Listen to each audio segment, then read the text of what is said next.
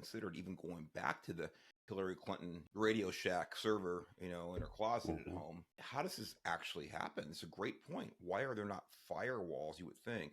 The other thing is someone there has to be what we call in High Patrol an OPI, an Office of Primary Interest, that's monitoring these things, that if you cross that electronic border, who misses that? Who doesn't see that happen? Yes. It's just, I don't know. And we would think that from the time this happened during the Obama administration with Hillary Clinton all the way up, by the way, including the first Trump administration, that there weren't safeguards or more robust safeguards put in place.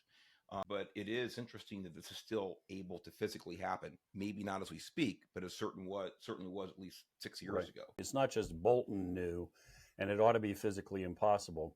But if somehow or another it is physically possible, you got a bunch of people who are responsible for the security of the database. And if you're talking about information that the National Security Advisor has access to, that's a pretty robust, or should be a pretty robust protective system.